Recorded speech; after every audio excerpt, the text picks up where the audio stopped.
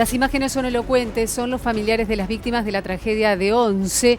El 22 de febrero del año 2012, una formación del tren chocó, se incrustó contra el andén en la estación ferroviaria de Once, aquí en la capital federal, provocó 52 muertes y en las últimas horas el maquinista de esa formación hizo declaraciones. Es el tema que ya estamos analizando y tratando con Néstor Espósito. Néstor, ¿qué tal? Buen día. Buen día, Silvia. Ese señor que tenés a tus espaldas, Marcos Antonio Córdoba, era el maquinista de aquel tren que protagonizó la mayor tragedia ferroviaria de la historia argentina. Fue condenado a 3 años y 3 meses de prisión. Esto empezó a ocurrir en octubre de 2018, lo fue detenido entonces. Se cumplieron los plazos procesales como para que esté en condiciones de pedir la libertad condicional. Eso es lo que hizo. Hay un legajo de libertad condicional en el cual es necesario una serie de estudios previos para saber si está en condiciones de volver a la sociedad. En el marco de esos estudios hubo una entrevista con un grupo de psicólogas y en el marco de esa entrevista Marcos Antonio Córdoba dijo esto que vemos aquí en pantalla. Néstor, el membrete dice Poder Judicial de la Nación. No fue una declaración ante la justicia, fue una declaración, como bien señalas vos, ante la psicóloga en el marco de este pedido que hace justamente Córdoba. No es en el marco del juicio en sí, sino en el marco de un planteo de libertad condicional por cumplimiento de 2/3 de la pena que está cumpliendo en el penal de Marcos Paz. En ese contexto, esta declaración, que es efectuada ante peritos del Poder Judicial, dijo concretamente esto: yo soy responsable de haber anulado el dispositivo de hombre muerto. ¿Qué es esto? Es un dispositivo de emergencia que ante un desmayo o algún inconveniente que tuviera el conductor, automáticamente se activa y para la marcha del tren.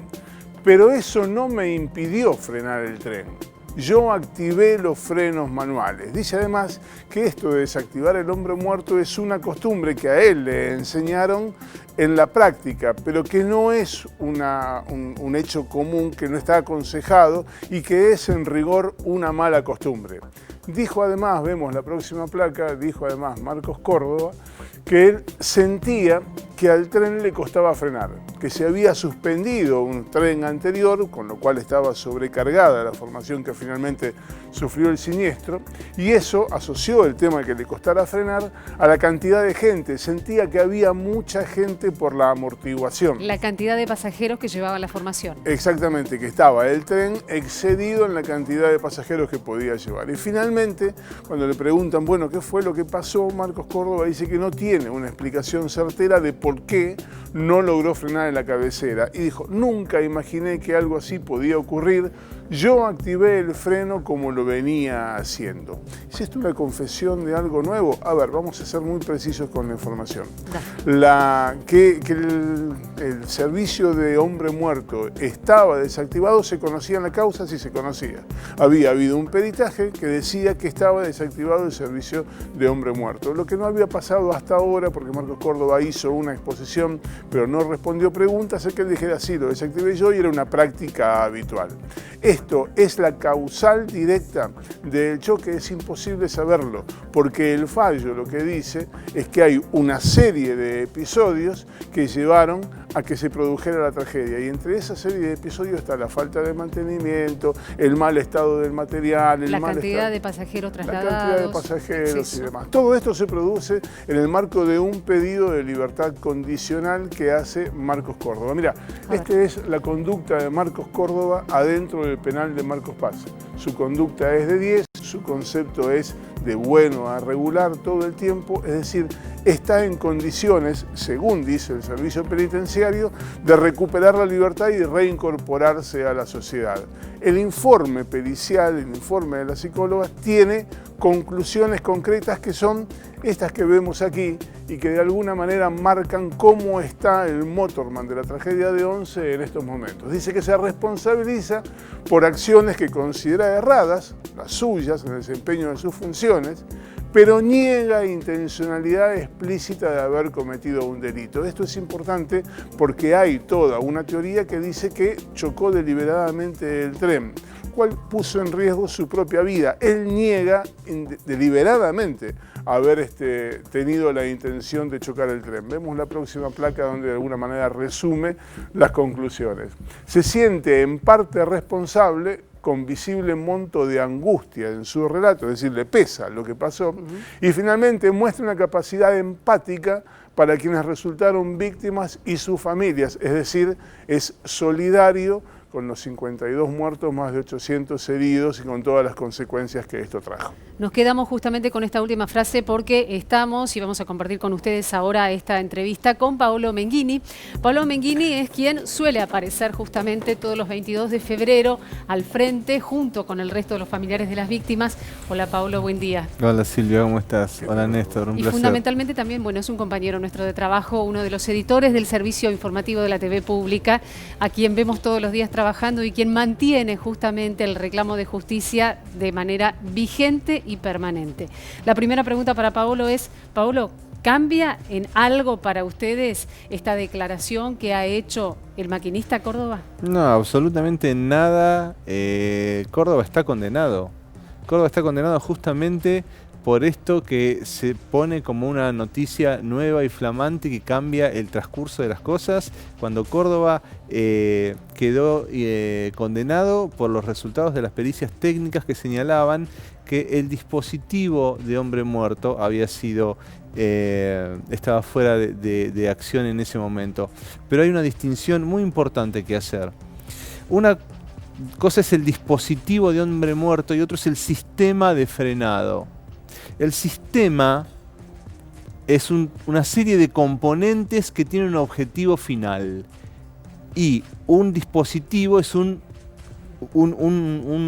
estructura técnica única con un objetivo.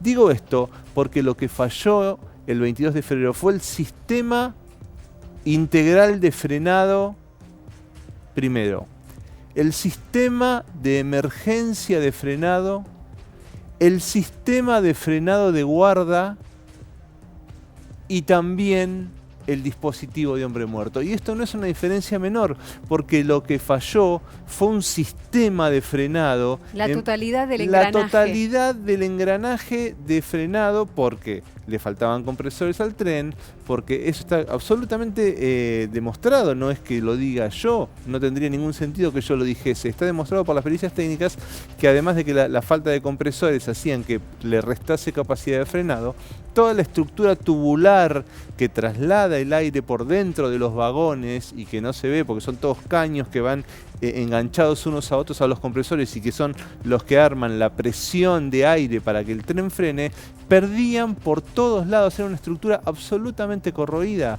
En la causa figura como el gerente de mantenimiento, una semana antes de la tragedia, le dice a los directores de TVA, el tren Chapa 16 está destinado a desguace, y eso figura en la causa. Entonces esto no tiene nada de nuevo, absolutamente nada de nuevo. Lo que se ha armado es una campaña, no sé con qué objetivo, que inclusive ha tenido en el día de ayer reacciones terribles hacia nosotros, hacia los familiares. Y te voy a decir algo, ataques que han incluido a mi hija y a mi nieta de 2 años, para que te des una idea del volumen de la agresión que ha surgido a partir de esto, que no es una noticia, que es una campaña, que está extraído de una pericia psicológica que no debió haber trascendido porque eso tiene un secreto médico que tiene que ver con la libertad que seguramente Marcos Córdoba, por haber cumplido el porcentaje de condena que le toca, ya esté en condiciones, y nosotros obviamente respetuosos del derecho no tendremos absolutamente nada que decir porque Córdoba ha cumplido con la pena que la justicia le impartió. Entonces realmente lo de ayer, además de dañarnos una vez más, de agarrar... Yo me hacía a mí mismo una analogía. ¿Viste cuando tenés una lastimadura que crees que se te está cerrando y haces un movimiento y algo pasa y se vuelve a abrir y te vuelve a doler? Bueno, eso, esa fue la sensación. Pero adentro. ¿Qué es lo que nos pasa? Una única pregunta en todo esto, que es a partir de esta información. Más allá de esta sucesión de frenos que, según que quedó probado en la causa, no funcionaron, si el sistema de hombre muerto hubiese estado activado, ¿se habría evitado la tragedia? No lo sé. No lo sé, porque es una suposición, es contrafáctico. Claro. Es contrafáctico, absolutamente. Si vos me decís, si el hombre muerto hubiese frenado una unidad con entre 6 y 9 personas por metro cuadrado a lo largo de los 8 vagones que traía, No puedo saberlo, sinceramente no puedo saberlo. Sí sé que Córdoba está condenado, que ha cumplido la condena que prevén los códigos, que le ha pagado con reclusión como los códigos dictan, pero que ha recibido una pena menor por algo. La justicia, en primera instancia el Tribunal Federal número 2 y la Cámara Federal de Casación Penal dejó firme las condenas contra Claudio Cirigliano, contra Juan Pablo Schiavi, que ayer encima tuvo la falta de ubicación de decir que tuvo un tufillo mafioso el juicio, el tufillo mafioso de personas que íbamos con una remera con la cara de nuestros hijos muertos adelante. Ese es el tufillo mafioso que sentía Juan Pablo Schiavi,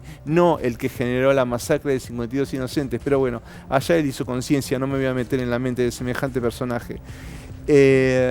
Ellos, Ricardo Jaime y todos los gerentes de TVA han pagado en una escala de mayor a menor, en el cual Córdoba ha pagado con la menor escala. Ha sido condenado por su inacción, pero claramente en todo el eslabón de la tragedia es una parte, pero la justicia ha determinado que es en la escala de las menores. Por algo, Cirigliano, Schiavi, Jaime y todos los gerentes de TVA han recibido penas mayores. Paulo, ¿cómo tomaste las declaraciones realizadas por algunos abogados defensores de básicamente exfuncionarios que estaban al frente de áreas específicas en lo que fue la tragedia de Once en las últimas horas, señalando que justamente esta prueba, esta declaración que hizo el maquinista cambia de una u otra manera el rumbo de la causa? Los abogados saben que no cambia absolutamente nada, que las sentencias dictadas por el Tribunal Federal número 2 y por la Cámara de Casación Penal están absolutamente firmes, no cambia absolutamente nada. Saben lo que dicen, saben que ocultan y saben por qué lo dicen. Yo no me voy a meter a hacer juicios de valor, pero ellos saben cuál es la verdad y ellos sabrán por qué hacen lo que hacen. Para cerrar, Silvia, en octubre de 2018 la Cámara Federal de Casación Penal dictó la confirmación parcial de la sentencia. Desde entonces hasta ahora solo falta que se pronuncie la Corte Suprema. Han pasado más de 2 años y todavía ese fallo está en veremos. Paulo, gracias. Quiero darme un segundo más para agradecer a todos los que permiten que yo esté acá, que es un montón de gente que saben quiénes son, y a todos los que han permitido que hoy yo esté acá, mi agradecimiento, porque no es fácil encontrar lugares para los familiares aunque lo parezca, y yo valoro mucho que mi casa desde hace 27 años me siga cobijando. Paulo Menghini, papá de una de las 52 víctimas de la tragedia de Once, con estos rostros y con este reclamo de justicia desde la televisión pública.